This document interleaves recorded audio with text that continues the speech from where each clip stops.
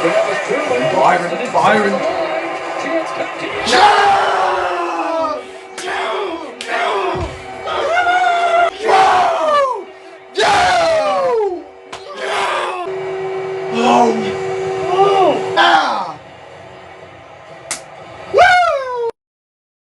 Yeah! What a win! Game 7's coming, baby. And we get a win on Saturday night. The Montreal Canadiens defeat the Toronto Maple Leafs 3-2 in overtime, baby, to force Game 7. Give me this thing. We are rallying.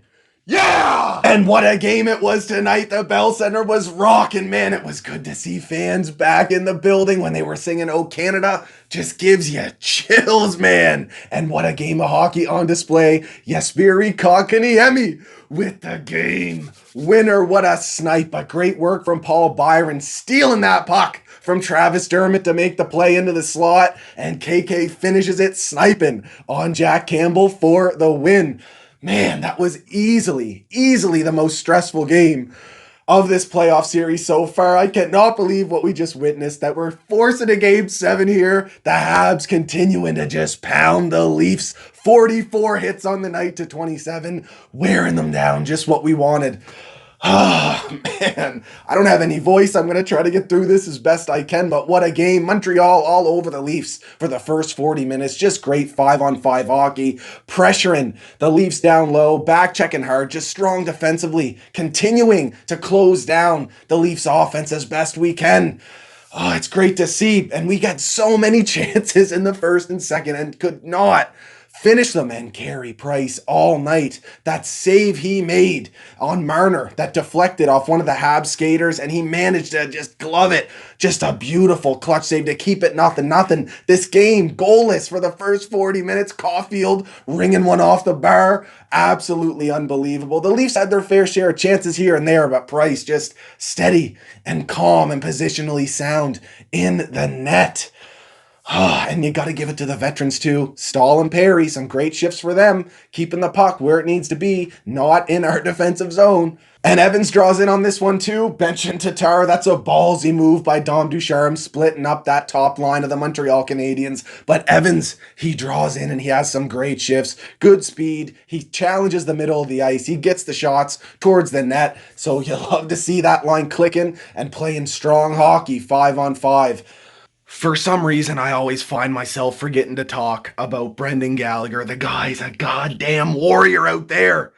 Heart and soul, we hear it constantly, but man, he's taking hits to win puck battles. He's playing hard in front of the net and just being a pest. Annoying as hell to play against.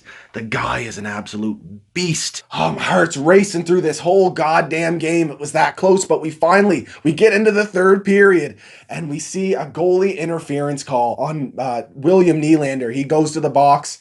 And then Montreal pressuring, and then Marner chucks the puck over the glass, 5-on-3. And we finally get some ozone time on the power play. We're working the puck. We end up with a scramble in front of the net, and it's Corey Perry from Tyler Toffoli finishes it off for us. 1-0. And then Keith challenges that goal. Bergevin took some heat for a challenge early in this series, and now it's a Toronto Maple Leafs turn. What are you doing there, taking that risk? And they lose the challenge. Toffoli didn't touch Jack Campbell whatsoever. Great fucking play. Owning the front of the net by the Montreal Canadiens, scoring that first goal, and we end up getting another power play thanks to that challenge. And then we make it count again, and it's again Tyler Toffoli banging away, and he finds a way to beat Jack Campbell. We go up 2-0 by Suzuki and Petrie on the assist there, but then the game plan switched in the third period. The Leafs absolutely took over. 28, 10 shots from the third and then threw into overtime for the Leafs. And they end up coming back 2-2. I cannot believe we sat on that 2-0 lead. And we could have easily given this game away, especially considering what happened in that overtime period for essentially the whole thing. But it's Spezza that gets the first goal for the Toronto Maple Leafs. Clutch goal from him, finding a way to beat Carey Price. Of course, it's deflected off of Petrie's stick, though. What can you do? A deflection beats Carey Price, and then they get another one shortly after that. There's just, a few minutes left in the third period, and it's TJ Brodie, and again, he shoots the puck, and it hits off of Petrie's foot this time, and through Carey Price. Oh, but when we go into overtime, it was all Leafs. They were peppering the Habs, controlling the ozone, and just endless chances. Carey Price, an absolute beast in the net. The save on Austin Matthews. He knew where that puck was going, and he got the pad there late. Oh man, unbelievable. And Shea Weber and Ben Sherratt seemed like they were out there forever. We kept getting hemmed in. And even when we weren't, Dom was chucking them over the bench to continue to protect the lead. And they were out there for the winning goal. Shea Weber with 37 minutes on the night. What an absolute unit. Give it up with this. Oh my, he is a beast out there. Oh, when he is healthy, he is on. And what he does in the defensive zone, breaking up plays, his physicality. God, I love this guy. And then Ben Sherratt. That pairing was huge for us between them two and Carey, keeping us in this game, allowing us to have the chance to finish it. And then it's Byron to Kotkaniemi with the snipe. Whoa! Oh, I cannot believe this happened. Now, some stats on the night: 43 to 31 shots. A lot of that for the Leafs came in that overtime period, pressuring hard. We lose the face-off battle tonight as well. Leafs at 52%. Big help from Foligno drawn in tonight for the Leafs in that regard, and he played some strong defensive hockey for them as well. This game in general, just tight defensive hockey from both teams for the first 40 minutes. You could tell they were all starting to get gassed in the third and overtime, and the Leafs managed to just pressure and pressure hard. Thank God for our defensive play. That Deneau, Weber, sure, I can't say enough. And the penalty killers, Montreal, 4 for 4 on the penalty kill tonight. Jake Evans, a big reason for that. Obviously, Weber and Sherratt again. Deneau, Byron as well, clutch. And we're 2 for 4 on the power play. Win the special teams battle. And I mentioned it, 44 hits on the night for the Habs. You'll love to see that. Continue to wear this team down. Our most used forward is Phil Deneau. He was great in the face-off dot tonight with 48%. He took a lot of them. Him and Suzuki had most of the responsibility in the dot tonight. Suzuki as well at 45%. Matthews and Marner, easily the highest used defensive forwards for the Toronto Maple Leafs, both at 30 minutes on the night. And those are some tough minutes too against the Habs, big defensemen. And a note here, Jake Muzzin goes down. He only plays 9 minutes on the night, even before he leaves with that injury. That's another big loss for the Leafs here. They're really going to need some guys to step up and fill some big roles. And they've been, like this, I can't even get over this. Game 7 is going to be crazy. Montreal, quickly, their third pair, Kulak and Gustafsson, they played 9 minutes each. Heavily relying on our top two pairs. I don't want to go into game 7 with that. I definitely think you can count on Romanov in there. Reel in his shifts. Make him aware that he needs to get off when it's time to get off.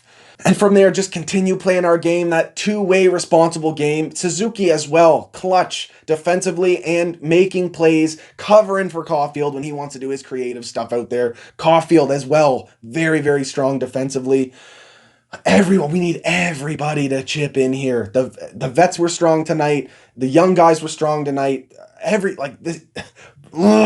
don't want to jinx anything. I don't want to say any more. I hope you guys enjoyed this video. We got game 7 on Monday.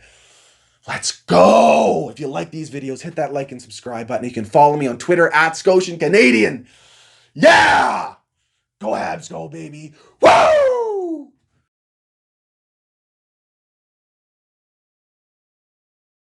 Here's a couple Twitter questions I got. Jonathan Marcotte asked if I have a soundproof room. No.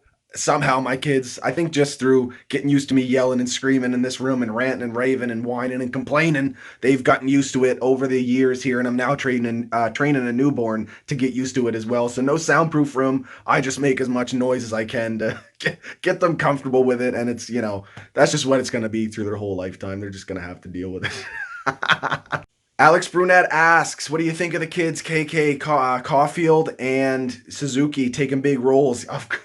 Yes, they have. Suzuki's defensive ability. Kotkaniemi's strong in that sense as well. He's also very physical. Caulfield, the IQ, the skill. He is strong in his own zone, just being positionally sound, getting the active stick going, and then moving the puck up the other way. I love that he challenges the defenders too, and he's a confident kid, and Suzuki's there to back him up, just reading off him really well. And then KK with the game winner tonight. Loving what the kids are doing, but the vets, they're doing their thing too. Dominic Goulet asks, how drunk did I get? Just a little bit. I got these videos to do, but I was definitely feeling it and had a lot of fun watching this game, bud. Stressful as hell, but that's what we signed up for. Evan Gagnon asks, Kulak ice time? Do you have Romanov in next game? So Kulak played around 9 minutes. Gustafsson as well, 9 minutes. That's not a lot, man. We relied on our second pair heavily tonight.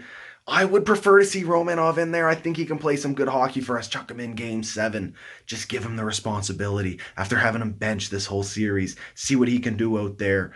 I don't know. I think it'd be, but at the same time, Gustafsson, big hit tonight. I can't recall who it's on the top of my head, but great hit tonight from him. He moved the puck well when he was out there. So I'm going to leave these decisions up to the coaches, but would love to see Romanov in there, but, got to earn your time, I guess.